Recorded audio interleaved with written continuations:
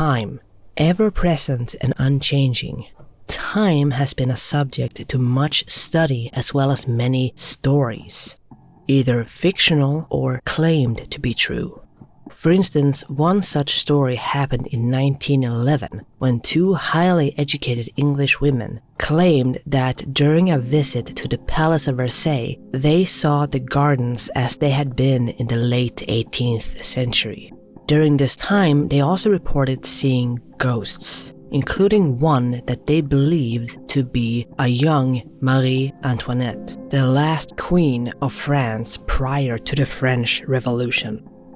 But this incident that these two women experienced was entirely accidental if it's true.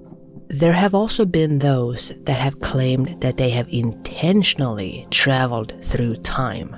And the most famous of these people is a man who called himself John Titor.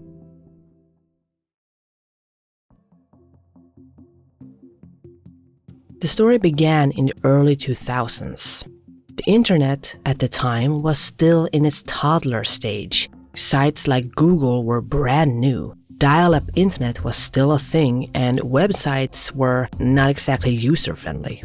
Still, videos going viral and people going on internet forums were common even then.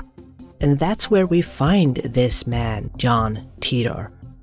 In January 2001, a user who called himself timetravel_0 began posting at the Art Bell post-to-post BBS forums. The site required a name or a pseudonym for every account that wanted to use the site. And this user, timetravel_0, wrote that he had returned from the year 2036 for a specific mission. And that was to retrieve a specific IBM computer. This computer was one of the first portable computers and was released in September 1975. So why did this user need this particular computer? Well, he claimed that this computer had some sort of inbuilt ability to translate computer languages that were unknown before the year 2036. And they needed it to translate or fix broken computer systems in the future. The user, now having introduced himself as John, was sent on this particular mission because he was related to one of the IBM engineers or programmers that worked on that particular computer. By the time he posted in this forum, he had apparently already been back to 1975 and gotten his hands on a computer. And he also claimed that he had already done some work on it to alter it so that it could be used by the time he gets back. Which begs the question, why was he posting in an internet forum in 2001? He claimed that he was on a stopover in that year for personal reasons. When asked, he said that this personal reason was that he wanted to collect photographs that had been lost in the future. And he wanted to visit his family in happier times, of whom he often spoke of in his posts. The other reason was that he wanted to give out some warnings to the people living in present time, 2001, about things coming in the future. What was the issue that the IBM computer was so needed for? What happened to his family or the photographs that apparently had been lost? What was going on in the future? John was very vague and refused to answer some questions, but he did give out a lot of information. This is the future, according to John Titor.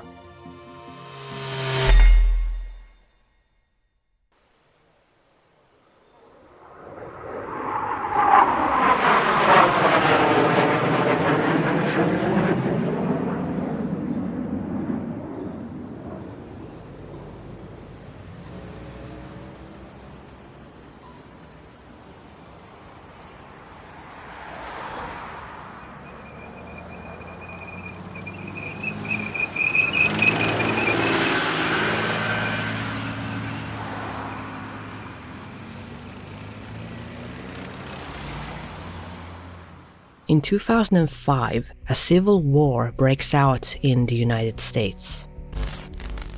In 2011, John Titor was 13 years old and had joined a shotgun infantry unit. And he would serve with this group called the Fighting Diamondbacks for 4 years. The war would last for 10 years. It only ended in 2015 when Russia attacked cities in the US, China, and Europe. The civil war raging in the US had dramatic effects on most of the other Western governments.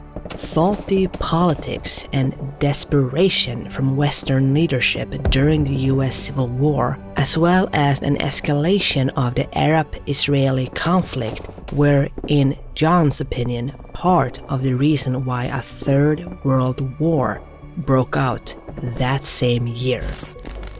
This world war would end up killing nearly 3 billion people. The people who survived the war developed a strong community. Life is centered on family and community.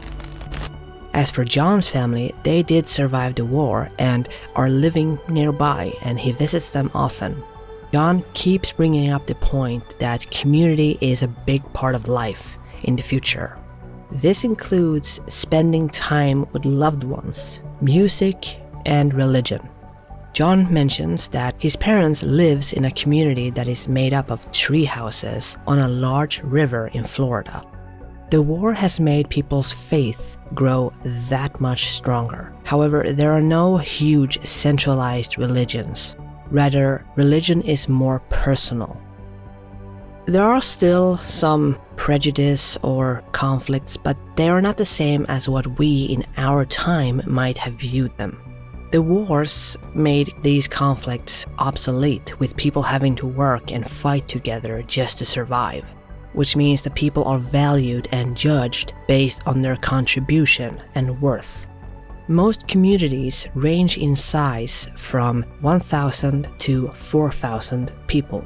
Anyone wishing to leave a community has to apply and be interviewed by the Community Leadership Council. And for that application to be accepted, the council has to judge whether or not the work or skill that that person have is required or necessary to that individual community. Organized healthcare with hospitals is not a thing. Instead, family doctors and house calls are the norm. The cities are connected by a high-speed train system, which is what most people use. Roads and cars still exist, but cars are very rare. In fact, most people who travel the roads use either bikes or horses or go on foot. The communities that were built after the war were very centered around universities due to libraries and the information that they could provide. The education system varies from place to place, with emphasis on basic reading, math, and language, which is then paired with skills that are seen as very important in a specific community. One school might consider farming to be highly important, while another school will view woodworking as a very necessary skill to have. Like everything else in the future, the monetary system is decentralized, with banking mostly based around the community structure. There are no multinational banking or computerized economic systems. They still pay taxes though.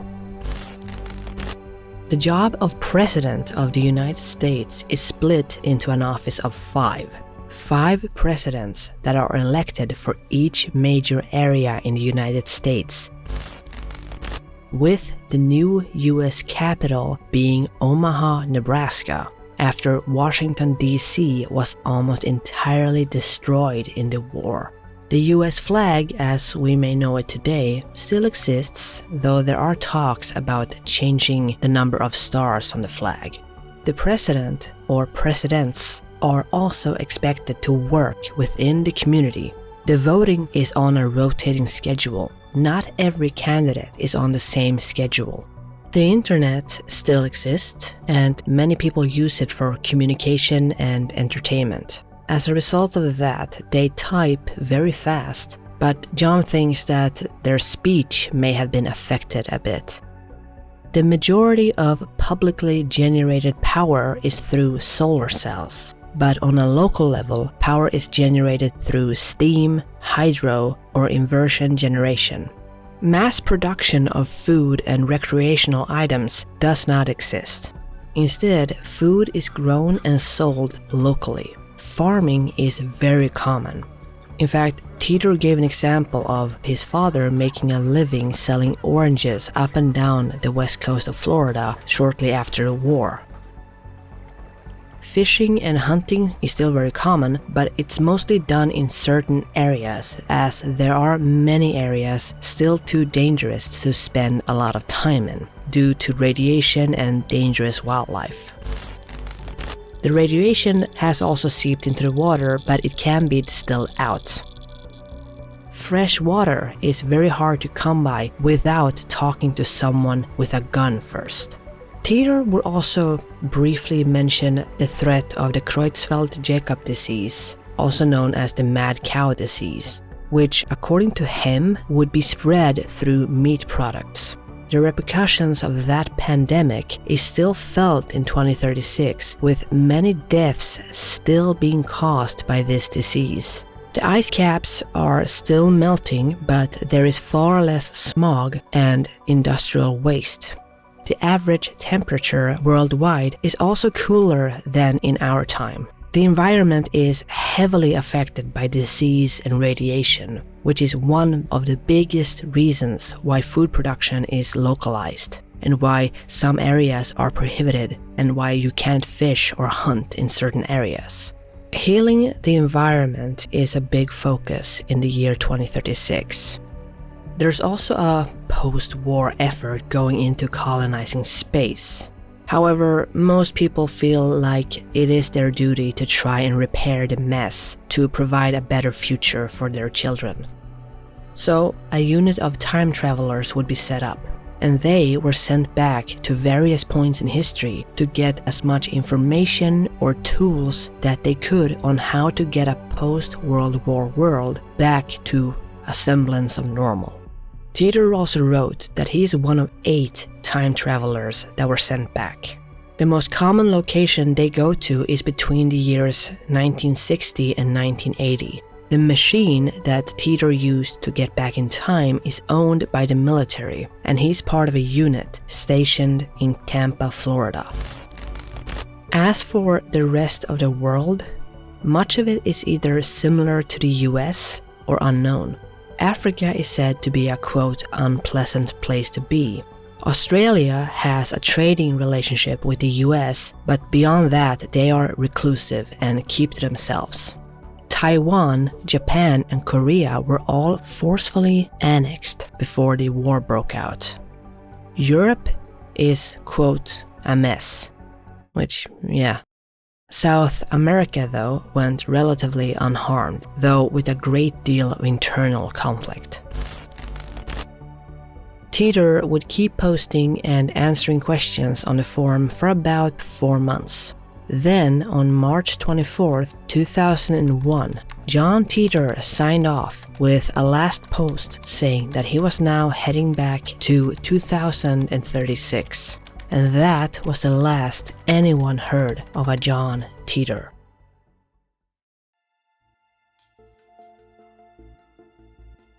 While Titor provided numerous details and even some photographs of the time machine and various documents, no concrete proof of his claims have ever been found.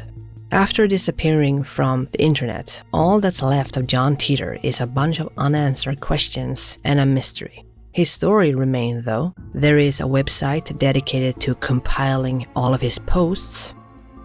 Books, movies, video games, and TV shows have also been made using his story as an inspiration. But his posts also led to investigations. For instance, an Italian television program would air the results of their investigation into the case in 2008. Working with a private investigator named Mike Lynch, they were unable to find any evidence of a John Titor or even a family that had that last name. But they were able to find an IP address, which they believed is connected to Titor. and this address was geolocated to Florida. They also highlighted the John Titor Foundation, which was a for-profit company formed on September 16, 2003. The foundation has no office or address other than a rented post box in the exact same location in Florida. John Huston of the Hoax Hunter website would also post a report in 2009 where he suggested that a Florida entertainment lawyer named Larry Haber was the CEO of the John Titor Foundation. The report stated that Haber and his brother Richard, who was a computer scientist, were very likely the men behind the story of John Titor. The report also provided a list of fake names that the brothers would have used to reply to Titor's posts. The reason that they think that these names were fake is, according to the post, the closer you look at these names, the more they look like they were quickly made up. Okay, I have to interject here. I distinctly remember being told to be careful when browsing the internet during that time.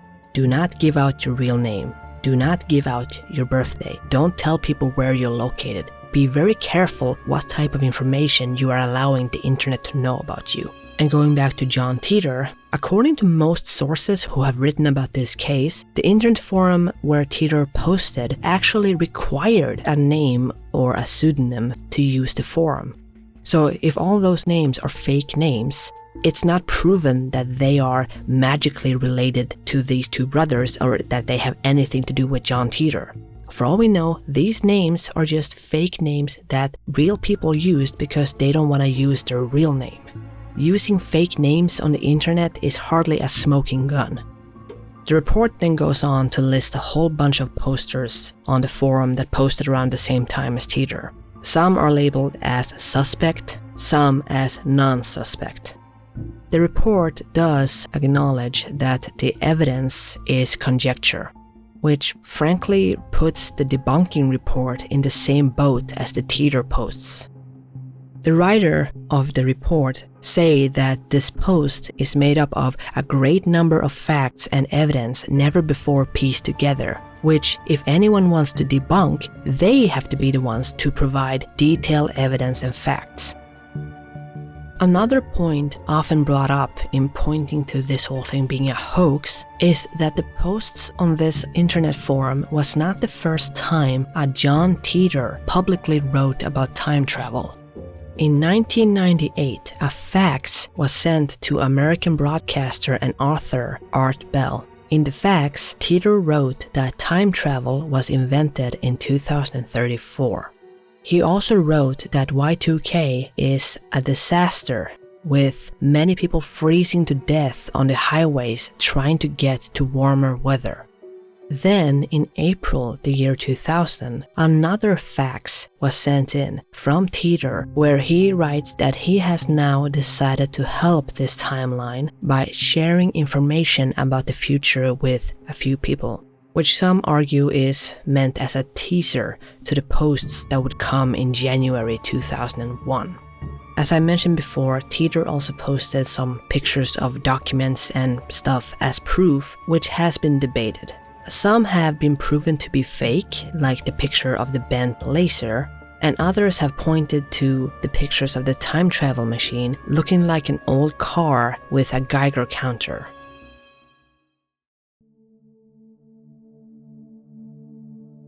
As I've already mentioned, the most common theory regarding John Titor is that it was a clever hoax, where one person or a group of people crafted a pretty convincing narrative to entertain either others or themselves, or simply just to troll. The pictures provided and Titor's explanations for how time travel works doesn't exactly hold up to scrutiny. So for most people, this is a hoax, an entertaining one, but still a hoax. Another theory is that the whole John Titor thing was part of some kind of psychological experiment. A social experiment designed to study the spread of misinformation and the power of online communities. Remember, the internet was still in its infancy back then. It's not unthinkable that there may have been concerns regarding how the internet would develop over the years. And considering that we now live in a world where the spread of misinformation is just one click away, that concern was pretty valid. The final theory is a long shot, obviously, but some do hold on to the possibility that Titor was a genuine time traveler, perhaps from an alternate timeline or a future that we haven't yet seen. In many of his posts, he does bring up alternate timelines and how his world and the one that we're in may not be the same, and that the world that we're in is the one that is very close to the one that he's from, which is one of the reasons it was selected to be the one that they go to. The majority of what he wrote about stems from a civil war breaking out in the United States in 2005 and a world war breaking out in 2015. This obviously did not happen in our timeline, but he did point to some things that did end up being somewhat accurate. He wrote that America will wage war on Iraq after claiming that Iraq has nuclear weapons, of which none will be found. He wrote that there will be a very nasty war between Israel and its Arab neighbors. He wrote that there will be a deadly pandemic that many will downplay, which makes the death toll rise. All of these things ended up being true, though the details are of course different. For instance, he wrote that the pandemic was mad cow, which we know isn't the one that we live through. Titor would also write that the many worlds theory, or the many worlds interpretation, is actually accurate. The many worlds interpretation suggests that there are many worlds that exist in parallel at the same space and time as our own. And Titor brought this up many times. For instance, in answer to one question, he wrote that from his viewpoint, the time he was in was an alternate timeline. But from the viewpoint of the person asking the question, it wasn't. So he saw it as an alternate timeline, whereas the other person didn't. Those more interested in the time traveling aspect of this story also theorized that this might have implications for how his predictions for our future can be evaluated. Titor claimed that there is only a 2% discrepancy between our two timelines, but his predictions have been very hit and miss. Titor first brought this story to the public in 1998 and then kept it up until March 2001 before disappearing completely, complete with a huge amount of information given and various pictures provided. So if this whole thing is a hoax or completely made up, then I have to say that whoever John Titor is, he missed his calling. Because the world he wrote about is an interesting one and would be a decent setting for a movie, TV show, book, or a video game. A video game especially, because as I was looking into the posts about the world that he claimed to be from, I kept thinking how much this sounds like various post-apocalyptic games like Horizon Zero Dawn or Fallout, the latter being released in 1997. Another theory regarding Titor is that this whole thing was made up by a teenage kid who had a significant skill with computers and a very vivid imagination. Which, if you consider that Fallout was released in 1997, that game may have served as an inspiration for the Titor posts, if they were indeed made up.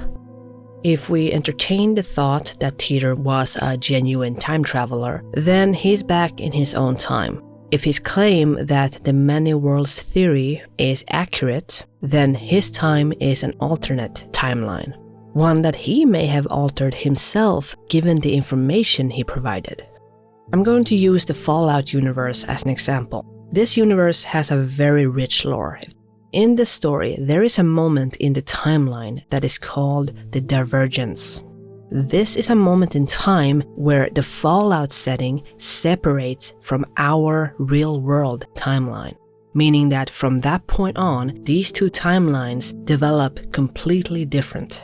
Our timeline heading into one direction and the Fallout universe growing into the more retro futuristic style that we see in both the TV show and in the game. It's believed that this divergence happened sometime after World War I. So if we take that into account with John Titor's posts, the divergence seems to be that in 2005, a civil war broke out in his timeline, whereas for us, it didn't. The whole time travel, alternate timelines, and different worlds is very much a rabbit hole. While many have dismissed this whole thing as nothing but an elaborate hoax by someone who had a lot of free time, the enigma of John Titor remains unsolved. But true or not, it does make for a good story. Hey guys, thank you for watching this video. I just wanted to pop in here in the end and say thank you for your continued support. And thank you to all of those who hit subscribe and like or commented on. This video was a bit delayed. I do still have a full-time job. It has been absolutely insane this past few weeks. And also, when I read through all the posts by John Titor, I kept thinking post-apocalyptic solar punk, and I had so much fun creating those images, as you might see in the background right now if I remember to record it. This is not AI art. All of these images are created by me. I also do the voiceover and I edit the videos. So the team working on this video is me. Yeah. So, and that can be a bit draining sometimes. So that's why I've decided to post 2 videos a month if I can. Anyway, enough of me rambling about this. Thank you so much for watching this video. Thank you so much for your continued support, and I'll see you in the next video.